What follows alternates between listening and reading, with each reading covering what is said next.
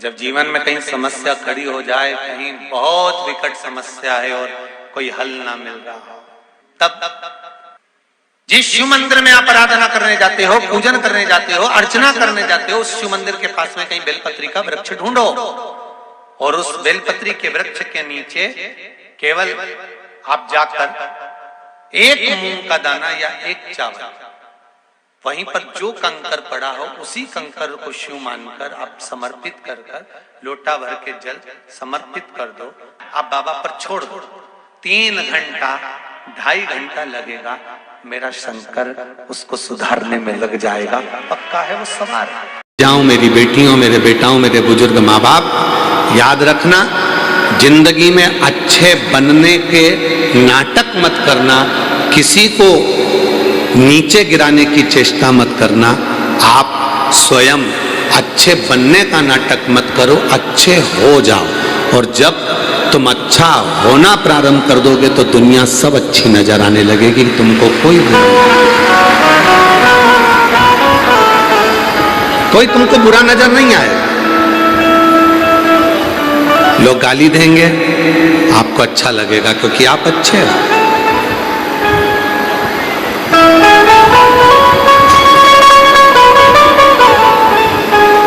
एक मार्ग से गौतम बुद्ध निकल कर जा रहे थे, किसी ने उनको अपशब्द कह दिए। गौतम बुद्ध आगे निकल गए, गांव के लोगों ने कहा उसने तुमको गाली दी, उसने तुमको अपशब्द कहा और तुमने जवाब नहीं दिया। गौतम बुद्ध बोले, मैंने पत्थर उठाकर तुमको मारा,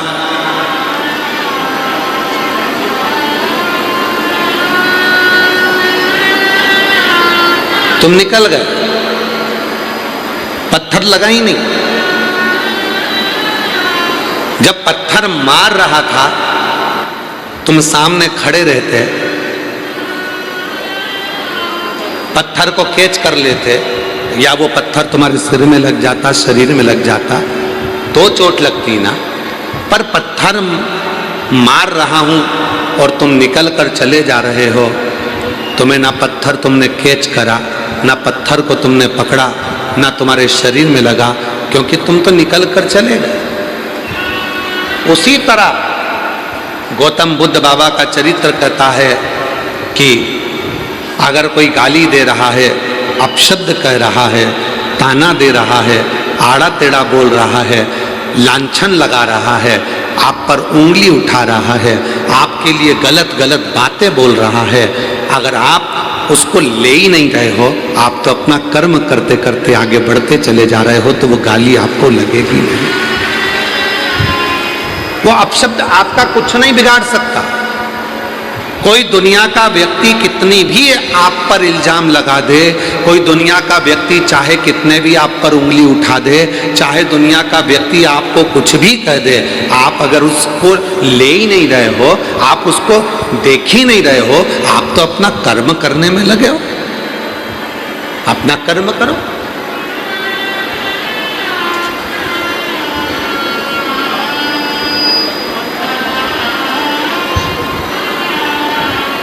महाराज, एक कुएं के अंदर मेंढक रहते थे, बहुत सारे मेंढक कुएं में। मेंढक क्या करते थे, कुएं से निकलने का प्रयास करते थे। दीवार पे चढ़ते, फिर नीचे गिर जाते, फिर चढ़ते, फिर नीचे गिर जाते।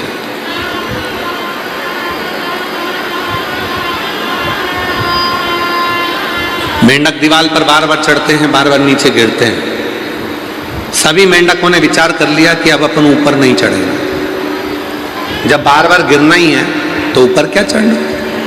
उसी मेंढक में एक मेंढक ऐसा था जो धीरे धीरे धीरे धीरे धीरे धीरे धीरे धीरे दीवार पर पूरा चढ़ गया। नीचे वाले चिल्लाते रहे, गिर जाएगा, उतर जा, गिर जाएगा, उतर जा। मेंढक नीचे नहीं उतरा। क्यों नहीं उतरा? और मेंढक आखिरी में बिल्कुल ऊपर पहुंच गया। कारण केवल इतना सा था, वो मेंढक जो ऊपर चढ़ रहा था वो बहरा था, सुन नहीं सकता था, इसलिए किसी की नहीं सुन रहा था। वो तो बस चलते जा रहा था, चलते जा रहा था, चलते जा रहा था, और वो मेंढक आखिरी में मंजिल तक पहुंच गया। शिव पुराण कहती है बहुत मिलेंगे आपको, दुनिया पूरी भरी पड़ी है। कोई आप पर चोरी का इल्जाम लगाएगा, कोई आप पर आक्षेप लगाएगा, कोई आपको गाली देगा, कोई आपको अपशब्द कहेगा, कोई आपको ताने देगा, कोई ना जाने कैसी कैसी बात करेगा, ना जाने किस तरह से तुम्हें बदनाम करने का प्रयास करेंगे, ना जाने किस तरह से तुम पर इल्जाम लगाया जाएगा, ना जाने किस तरह से तुमको आक्षेप लगाया जाएगा। पर तुमको उनके चक्कर में नहीं पड़ना, उनको शोर मचाने दो और तुम अपने पथ पर चलते जाओ। एक दिन तुम मंजिल पर पहुंच जाओगे और वो शोर मचाते रहेंगे। उनका काम है शोर मचाना, उनका काम है अपशब्द कहने का, उनका काम है ताना देने का, उनका काम है गलतियों को केवल सामने प्रस्तुत करने का, उनका काम है उंगली उठाने का, उनका काम है केवल आड़े टेढ़े वचनों को बोलने का। पर आप उन वचनों पर ध्यान मत दो।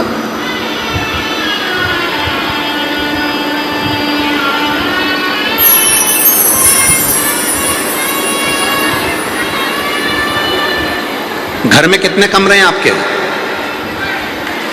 उत्तर दीजिए जल्दी जल्दी। हमको उत्तर मत दो, अपने मन में सोच के रखो। आप सबके घर में कितने कमरे हैं? 2 तो होंगे, 1 तो होगा, 3 होंगे, किसी के 2 होंगे, किसी के 4 होंगे, किसी के ऊपर होगा, किसी का नीचे होगा। कमरे बहुत सारे, किसी के 1, किसी के 2, किसी के 3। और प्रत्येक जब कमरे बहुत सारे होते हैं तो घर में एक बड़ा, घर के अंदर एक बड़ा कमरा जैसा बनाया जाता है, जिसमें सोफा सेट रखा रहता है, टीवी लगी होती है, टेबल रखी होती है, मेहमान आते हैं उसी में बैठते हैं। उसको क्या कहते हैं? हॉल। क्या कहते हैं? हॉल। अरे जम के तो बोलो जरा, क्या बोलते हैं? हॉल। प्रत्येक घर में एक हाल होता है, पर घर में रहने वाले को हर एक व्यक्ति का हाल मालूम ही नहीं रहता है। घर में हाल जरूर है, पर घर में जितने लोग रह रहे हैं उनका क्या हाल है ये किसी को नहीं मालूम।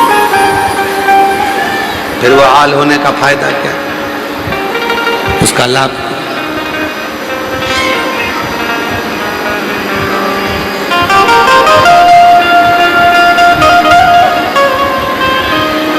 मालूम है आपको? रसोई घर एक होता था, पूरा घर उसी में जाता, भोजन बनाता, भोजन करता। हमको याद है लगभग 20 से 22 वर्ष पहले की एक कथा। भादली महाराज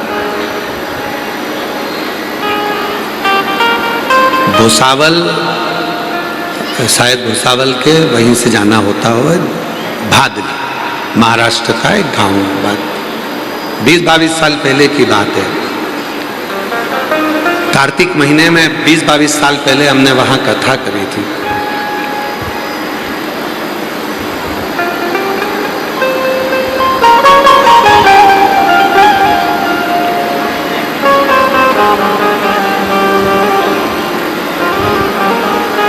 कथा के बाद में अनाउंसमेंट हुआ कि आज भंडारा है। हमने कहा चलो जरा भंडारे का दर्शन करिए। आए जाकर दर्शन करा तो वहां केवल सब्जी बन रही थी, केवल भाजी सब्जी, बैंगन, आलू, टमाटर की सब्जी बनी थी, केवल सब्जी और कुछ नहीं।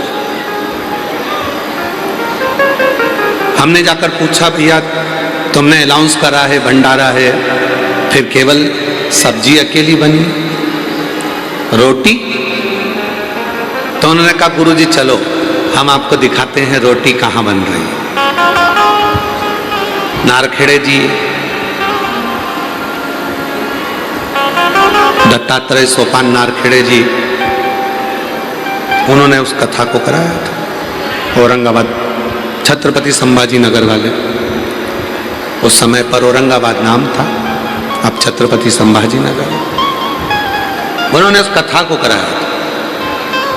तो दत्तात्रेय सोपान नारखेड़े जी हमको लेकर गए, उनकी धर्मपत्नी भी साथ में चली और हमको दिखाया कि भादली के जितने गांव में घर थे, हर घर के बाहर ईंट रखकर मिट्टी का चूल्हा बनाकर 3-3, 2-2 माताएं जो उस घर में रहती हैं और जो मेहमान आए थे वो सब मिलकर आटा उसन कर रोटी बना रहे थे।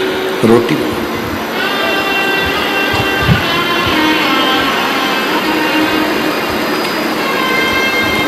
हमने पूछा ये सब क्या कर रहे हैं? सबके दरवाजे के बाहर रोटी बन रही है, सबको 3-3 किलो आटा दे दिया गया कि रोटी बनाकर लाना है भंडारा। सब 3-3 किलो आटा लेकर चले गए, रोटी बना रहे हैं। तो हमने कहा नारखेड़े जी अगर रोटी इनको ही बनाना है तो फिर भंडारे में आकर क्यों खाना है? तो नारखेड़े जी ने कहा कि गुरुजी घर में तो रोज रोटी खाते हैं, पर कभी अपने हाथ की रोटी बनाकर जब दूसरे को खिलाते हैं तो उसका जो लाभ मिलता है वो जीवन का सुख देता है, वो जीवन का सुख देता है।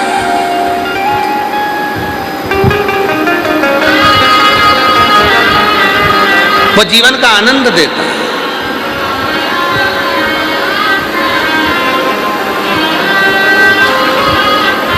यहां क्या करते हैं लोग, हमने देखा दूधनाल गांव के इस कथा के पंडाल में जब भोजन भंडारा चल रहा था, भंडारे में लोग अपने हाथ से सेवा कर रहे थे, अपने हाथ से कुछ बन जाएगा, कुछ कर देंगे तो ना जाने इतने लोगों के मुख में जाएगा तो हमारा कल्याण हो जाएगा, हमारा कल्याण। एलईडियां चालू करवाइए, एलईडियां। हमारे जीवन में कुछ ना कुछ अच्छा होगा, हमारे जीवन में कुछ श्रेष्ठ अच्छा। बस यही शिव कथा कहती है। परिवार में 25 लोग रह रहे हैं, 15 लोग रह रहे हैं, 10 लोग रह रहे हैं महाराज, पर उस परिवार में एक दूसरे का पूछने वाला कोई नहीं है। माँ कमरे में सिर बांधकर पड़ी है, उसका सिर दुख रहा, पिता खांस रहा, बड़ी बहू अपना कमर लेकर पड़ी हुई है पलंग पर, छोटी बहू के हाथ में दर्द हो रहा है, वो अपने कमरे में पड़ी हुई है,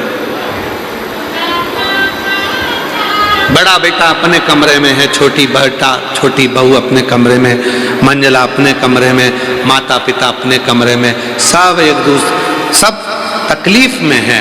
सब ने अपने अपने परिचितों को बोलकर कोई बाम मंगवाया, कोई दवाई मंगवाया, सब खा रहे हैं, पर कोई किसी से पूछने को तैयार नहीं है। महाराज शिव पुराण की कथा कहती है आप किसी को दवा नहीं दे सकते, मत दो।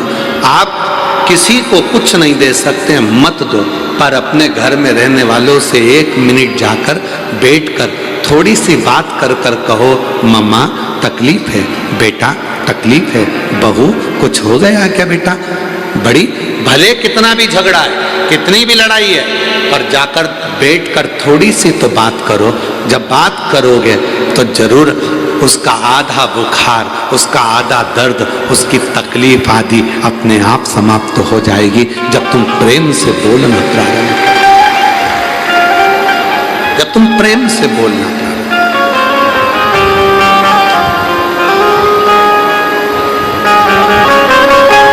कोई प्रेम से बोलने वाला नहीं।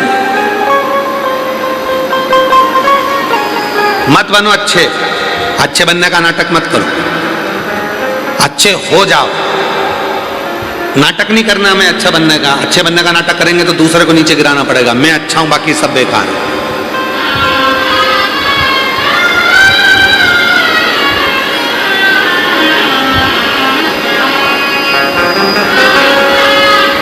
पूरी सोशल मीडिया को उठाकर देखना, किसी कथाकार की, किसी महाराज की जितनी बुराई नहीं होती होगी उससे 4 गुना ज्यादा बुराई सीहोर वाले बाबा की होती है। पूरी सोशल मीडिया उठाकर देखिए, पूरा यूट्यूब सोशल मीडिया उठाकर देखना, जो मिलेगा बस उंगली उठाने वाला मिलेगा। सीहोर वाला बाबा ऐसा, उन्होंने ऐसा करा, उन्होंने वैसा करा। फिर भी इस व्यासपीठ ने कभी किसी के लिए कुछ नहीं कहा। क्यों? क्योंकि आप अच्छे तो जगत अच्छा है। परमात्मा ने उनको जैसा जन्म दिया है वो वैसा ही करेगा। आप अच्छा कर्म करते चलो। पत्थर मारने वाला पत्थर मारेगा, तुम रुकना मती, चलते जाना। गाली देने वाला गाली देगा, आप चलते जाना। अपशब्द कहने वाला अपशब्द कहेगा, चलते जाना। गुस्सा कितनी देर का आता है? आप में से कोई ऐसा व्यक्ति बता दो जिसके चेहरे पर 24 घंटे गुस्सा रहता हो। कोई व्यक्ति ऐसा पैदा नहीं हुआ संसार में कि उसके मुख पर 24 घंटे गुस्सा रहे। गुस्सा आएगा, ठंडा होगा। दूध में उफान आएगा, ठंडा होगा। फिर उफान आएगा, फिर ठंडा होगा। फिर उफान आएगा, फिर ठंडा होगा। क्रोध, एक जैसा क्रोध किसी के शरीर पर नहीं रहता महाराज, बाद में वो ठंडा होता है। गुस्सा कितनी देर का आता है? 5 मिनट का, 10 मिनट का। 10 मिनट के गुस्से में तुम अंदर गए, तलवार लाए, सिर काट दिया। अंदर गए, डंडा लाए, सिर में मार दिया। अंदर गए, 10 मिनट के गुस्से में आकर तुमने किसी को कुछ चक्कू मार दिया, तलवार मार दिया। अब वो 10 मिनट लगे चक्कू मारने में, और वो व्यक्ति चला और गया, और उसके बाद में 10 साल तक माथे में, दिमाग में वो केस लड़ता रहा। क्रोध 10 मिनट का आया था। 10 मिनट में तुमने 1 महीने तक अपने घर में तुम सास से अच्छी बात करते हो, घर में बहुत सेवा करते हो। जितनी मेरी जीजियां बैठी हैं, जितनी मेरी बेटियां बैठी हैं, और जितनी मेरी बुजुर्ग माताएं बैठी हैं, घर में 1 महीना तुम बहुत अच्छे रहते हो। 1 महीने के अंदर फिर ना जाने ऐसा क्या हो जाता है कि तुम काम तो करती हो, हाथ पैर भी हिलाती हो, तो भोजन भी बनाती हो, कपड़े भी धोती हो, तुम सब काम करती हो, पर 1 महीने में ना जाने तुम्हारी जीवान को ना जाने क्या हो जाता है कि सब करे धरे पर 1 मिनट में पानी फिर जाता है। किसी से पूछो तुम्हारी बहू कैसी है, तो क्या गुरुजी बहुत बढ़िया है। तुम्हारी सास कैसी है? गुरुजी मेरी सास जैसी दुनिया में सास नहीं होगी। फिर दिक्कत क्या है? सास तो अच्छी है पर उसकी जीवान खराब है। बस बहू अच्छी है पर जीवान गड़बड़ है। जिसने भी बोला वो काम करती है, बच्चों को संभालती है, रोटी बनाती है, टिफिन बनाती है, हमको डॉक्टर के ले जाती है, हॉस्पिटल ले जाती है, गाड़ी चला लेती है, मेरी बहू पढ़ी लिखी है, मेरी बहू काम कर लेती है, सब करती है बहू। पेंटिंग करे, रंगोली डाले, सिलाई करे, कढ़ाई करे, सब करे, पर बस एक ही काम बुरा है। सब काम अच्छा है, बस उसकी जीवान बुरी है। 1 महीने 2 महीने में ऐसा बोल जाती है कि 2 महीने का करा धरा पे पानी फिर जाता है। जब जीवान इतनी तकलीफ दे रही है तो एक काम करो ना, इस जीवान को थोड़ा सा कंट्रोल करना प्रारंभ करो। सबको अगर कुछ चिड़चिड़ाहट आ भी जाए, गुस्सा आ भी जाए, कितना भी क्रोध आ भी जाए, तो भी अपने कमरे में चले जाओ, चुप होकर भगवान का भजन कर कर सीहोर वाले बाबा को गाली देना प्रारंभ कर दो, अपशब्द कहना प्रारंभ कर दो, ताने देना प्रारंभ कर दो। किसी को मत दो, तुम तो सीहोर वाले बाबा को दो। तुम्हें गुस्सा आए, सीहोर वाले बाबा को अपशब्द को, तुम्हें ताना देना सीहोर वाले बाबा को दो, तुम्हें गाली देना सीहोर वाले बाबा को दो। तुम किसी को मत दो, तुम तो हमको दो ना। पर तुम हमको गाली दे दो, हमको अपशब्द कह दो, हमारी तो आदत हो गई है सुनने की, तो तुम हमको अपशब्द बोलो, पर अपने घर में तुम प्रेम से रह लो, अपनी वाणी की शुद्धता के साथ रह लो, अपनी जिह्वा की शुद्धता के साथ। आप हमको दे दो, हम ले लेंगे, कोई बात नहीं। इतना लेते हैं और तुम्हारा भी ले लेंगे। बोलो, अपशब्द बोलना, ताने देना तुम। पर मेरी जीजियों से निवेदन है, गुस्सा आए सीहोर वाले बाबा को गाली देना, पर अपनी सास को नहीं। सासों से निवेदन है, तुम्हें गुस्सा आए तुम सीहोर वाले बाबा को अपशब्द कहना, पर अपनी बहू को नहीं। तुम आपस में प्रेम से रहना। सीहोर वाला बाबा बस यही चाहता है, सबके अंदर प्रेम हो, सबके अंदर करुणा हो, सबके अंदर वात्सल्यता हो। तुम हमारी बहन हो। शायद दुनिया में एक ही कथाकार होगा जो रिश्ते के साथ कथा करता है, और वो सीहोर वाला बाबा। आप हमारी जीजी, आप हमारे जीजा, आप हमारी बेटी बेटा, हमारे बुजुर्ग माँ बाप, ये संबंध है आपका और हमारा। और कोई भाई अपनी बहन को दुखी नहीं देख सकता, कोई भाई अपने माता को, अपनी बेटी को दुखी नहीं देख सकता। इसलिए खुश रहो, प्रसन्न रहो।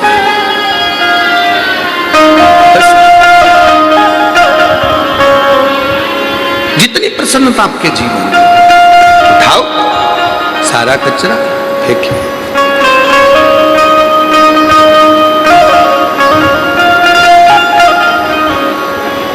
धाराशिव जिले के रहने वाले हो, उमरगा तहसील गांव का तो नहीं मालूम हमको, दूध नाल का, कि यहाँ कचरे की गाड़ी आती कि नहीं आती हमको नहीं मालूम, पर उमरगा में तो आती होगी। बोलो बोलो, आती कि नहीं आती? उमरगा तहसील में रोज सुबह कचरे की गाड़ी आती है, आवाज लगाती है,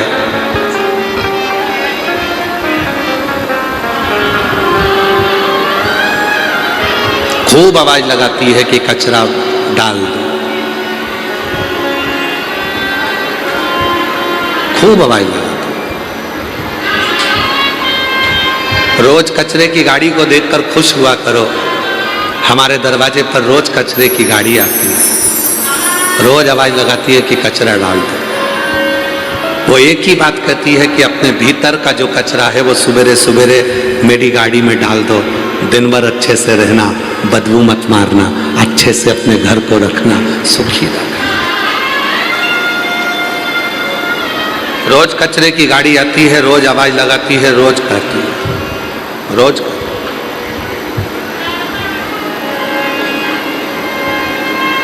प्रेम दीजिए, स्नेह दीजिए।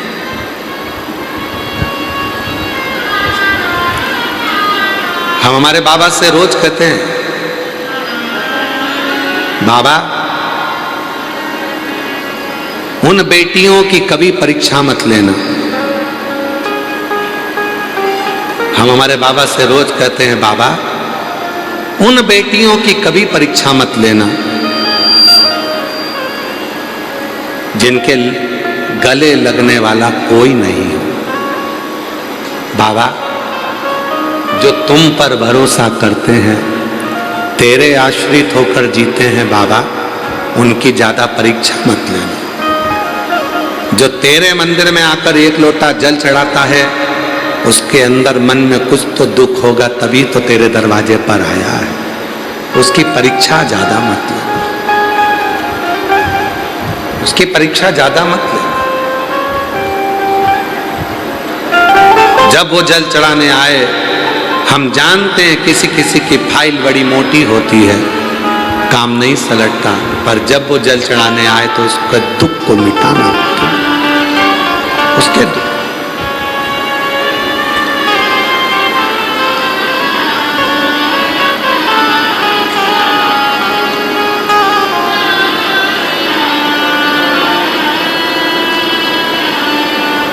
है कष्ट दुनिया में,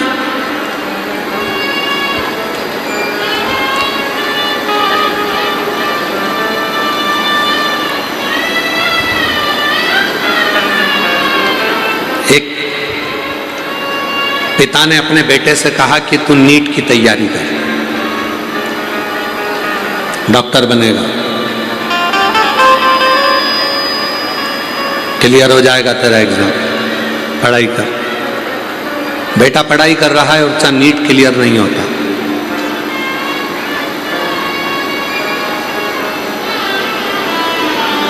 एक दिन बेटे ने अपने पिताजी से कह दिया कि तुम भी तो कुछ करो।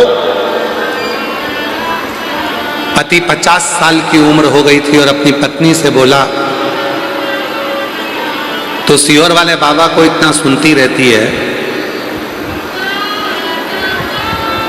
जब देखो जब सियोर वाले बाबा की कथा आस्था चैनल पर चला के बैठ जाती है, कभी मोबाइल पर सुनती रहती है।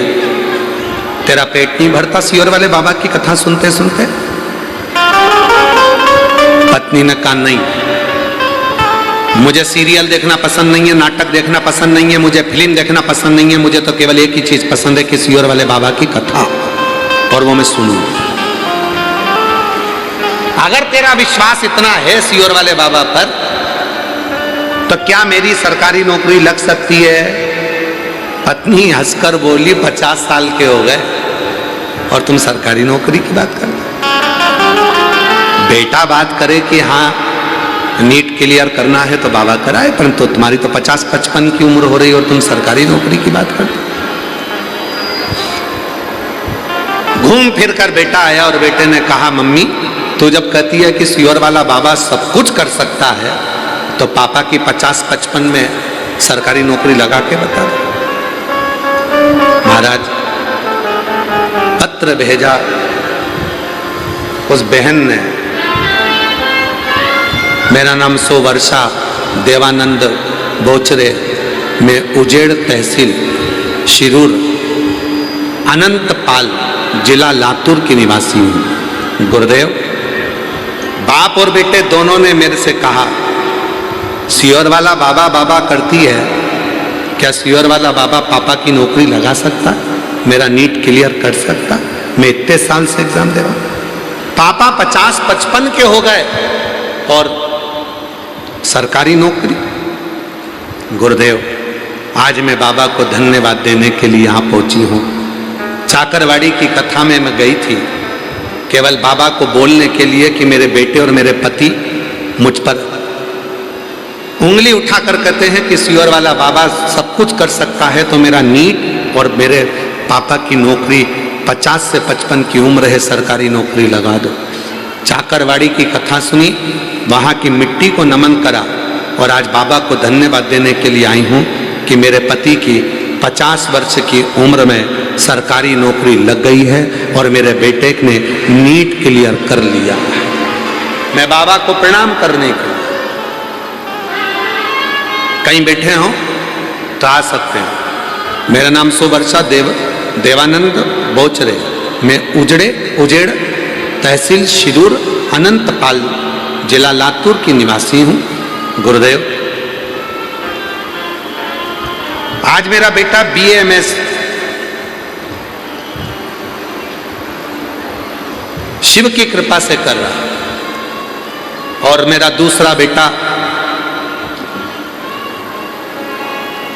B-Pharmacy कर रहा है और मेरा तीसरा बेटा इंजीनियरिंग हो गया। और आज मेरे पति की भी, आप पत्र में देखेंगे, मैं कुछ भी कर नहीं सकती, लेकिन बाबा की ऐसी कृपा हुई कि 50 वर्ष में पति की सरकारी नौकरी लग गई। ये शिव की कृपा नहीं तोड़ किया, करुणा नहीं तोड़ किया, दया नहीं तोड़ किया। हम हमेशा अपनी कथा में कहते हैं मेरे भोले बाबा से, बाबा हे मेरे भोले, हे मेरे शंभू, हे मेरे बाबा, उन बेटियों की, उन बेटों की परीक्षा कभी मत लेना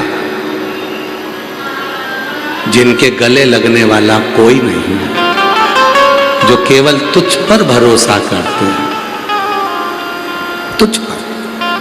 आप में से मेरी कई बहनें ऐसी बैठी हैं जो घर पर कई लोगों ने मना करा होगा कि भीड़ बहुत होती है, मत जा।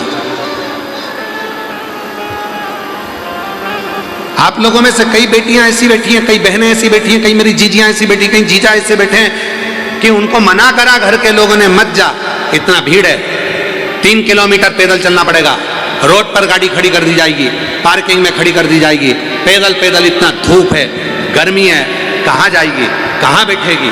फिर भी उसको मालूम है कि मेरा बाबुल है मेरा शिव, मेरा पिता है मेरा शंकर, और यदि मेरा बाबुल, मेरा शंकर, मेरा शिव, मेरा पिता,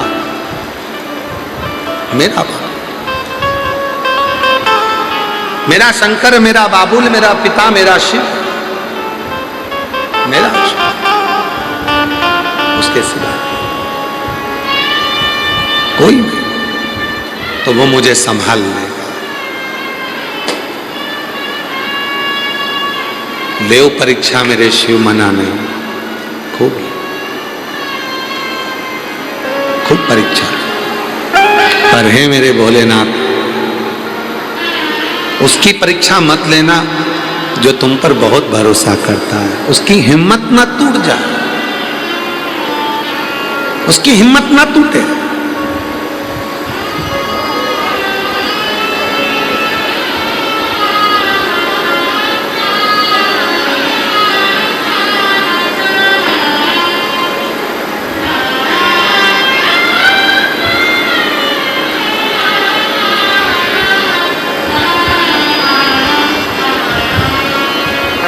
जो में होती पवन बसंती, झोंका बन कर आती, जो में होती पवन बसंती, झोंका बन कर आती। बन न सकी मैं हवा का झोंका, बन न सकी मैं हवा का झोंका। ये मेरी मजबूरी सीहोर वाले से मिलना बड़ा जरूरी, ओ सीहोर वाले से मिलना बड़ा जरूरी, मिलना बड़ा जरूरी। कई चीजियों के मन का भाव है, एक बार जाकर तो बैठूं, कथा तो सुनूं। मैंने सुना है उसके दरबार से कोई खाली नहीं गया, देता है वो। एक लोटा जल चढ़ाने पर सारी दुखों को हल लेता है वो। एक बार जाऊं, मिलना बड़ा जरूरी, हाँ मिलना बड़ा जरूरी, मिलना बड़ा जरूरी, हो मिलना बड़ा जरूरी। ओ सीहोर वाले से मिलना बड़ा जरूरी, ओ काशी वाले से मिलना बड़ा जरूरी, ओ सीहोर वाले से मिलना बड़ा जरूरी, ओ काशी वाले से मिलना बड़ा जरूरी। ओ मिलना बड़ा जरूरी, हाँ मिलना बड़ा जरूरी, मिलना बड़ा जरूरी, ओ मिलना बड़ा जरूरी।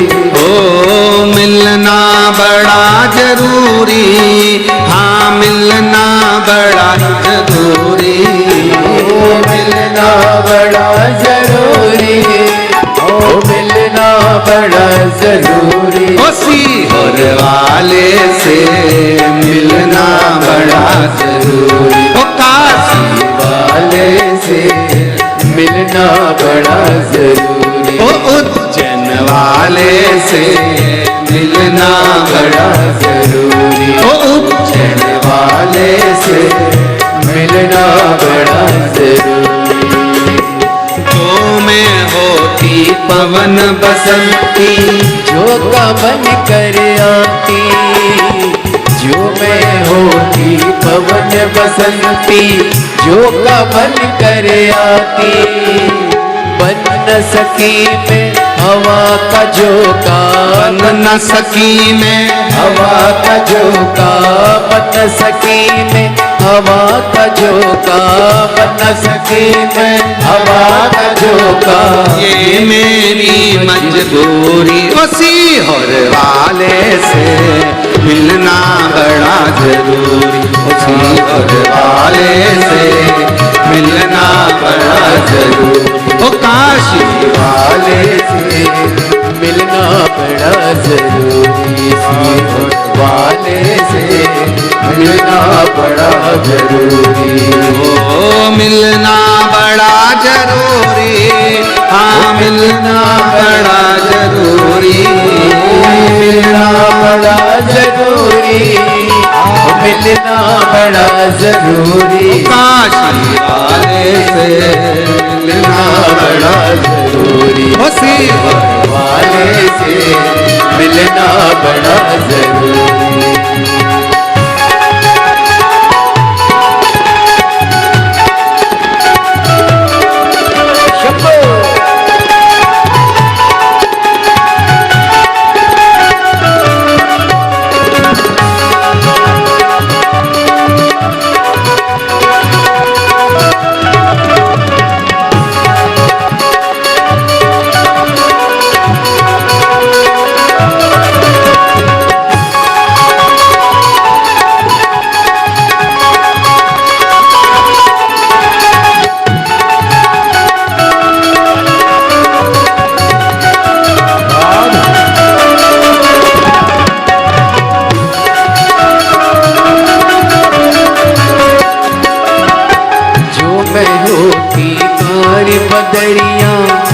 छम नीर बहाती।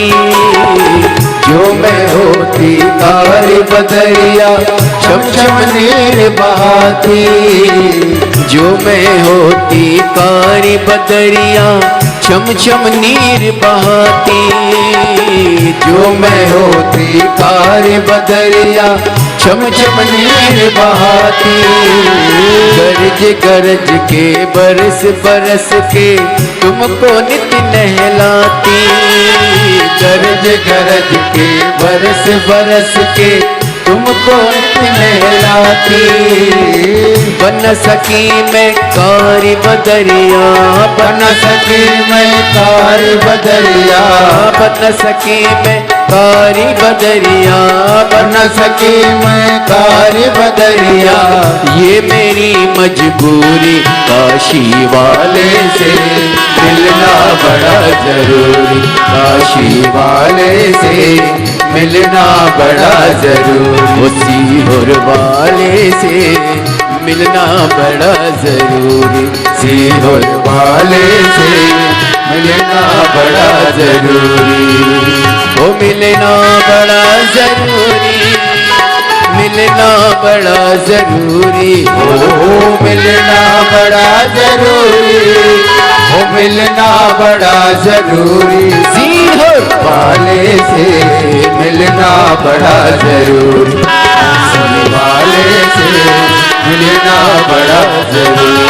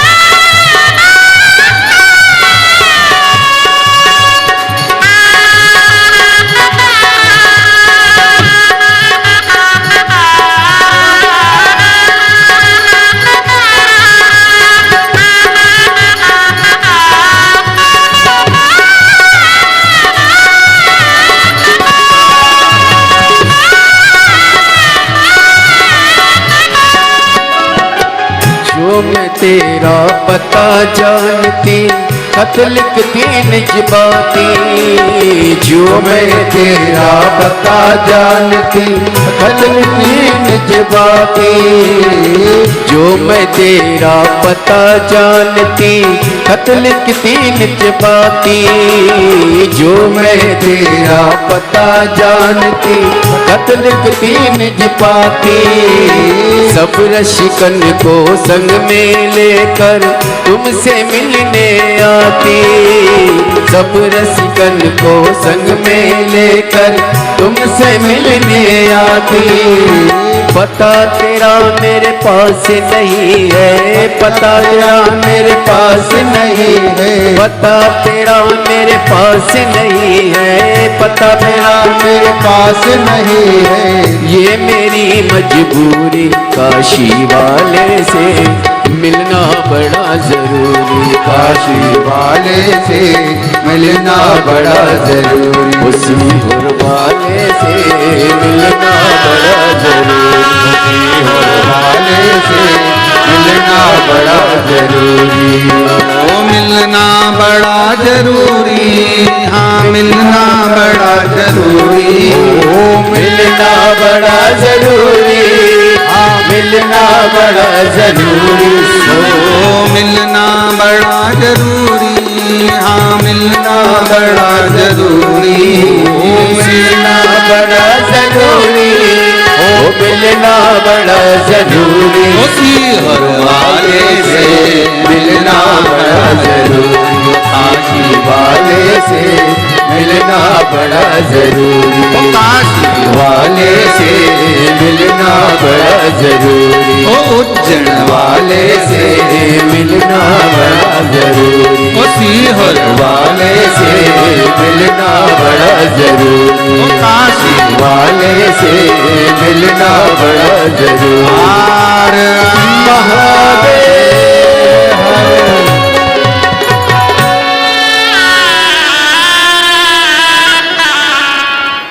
जो मैं हो होती पवन बसंती, झोंका बन कर आती,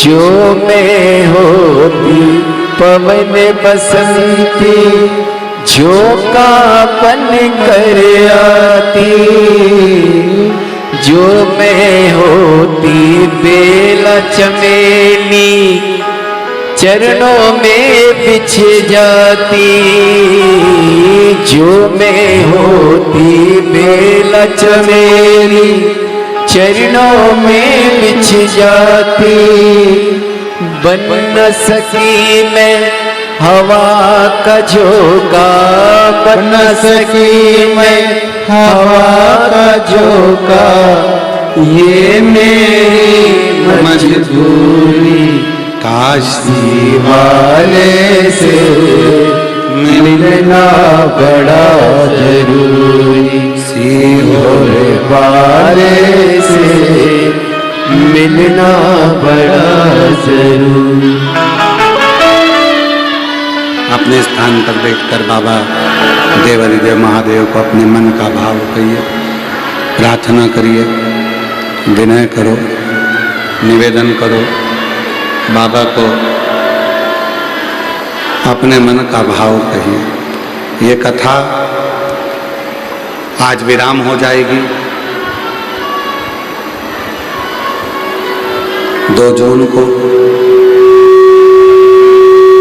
फिर 9 जून से 15 जून बलखंडी नाथ फुलवरिया बलिया उत्तर प्रदेश में 1 बजे से 4 बजे तक कथा रहेगी।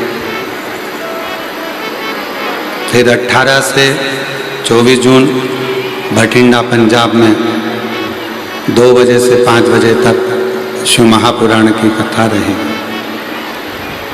ऐसे ही कथाओं के क्रम 24 जुलाई से 29 जुलाई तक गुरु पूर्णिमा महोत्सव सीहोर कुबरेश्वर धाम पर रहेगा। 5 दिवसीय उसमें कथा रहेंगी और फिर गुरु पूर्णिमा महोत्सव 29 तारीख का रहेगा।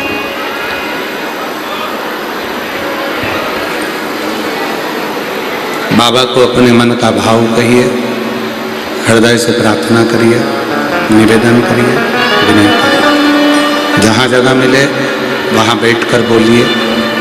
आज कथा का विराम दिवस है। कहते हैं मेहमान जाते जाते अपने घर के बच्चों को कुछ देकर जाते हैं। उसी तरह भोलेनाथ जी की यह कथा विराम होती है। 7वें दिन ये कुबरेश्वर बाबा जो पोथी के रूप में सीहोर से आते हैं, 7 दिन जहाँ रहते हैं वहाँ खूब भंडार भरते हैं। और जब जाते हैं तो ये कुबरेश्वर बाबा की ये पोथी यहाँ से जाते जाते आप लोगों को भी कुछ ना कुछ देते हुए जरूर जाते हैं। इसलिए दुनिया के लोग 6ठे दिन की कथा को शिवरात्रि कहते हैं और 7वें दिन बाबा से अपने मन की बात करते हैं।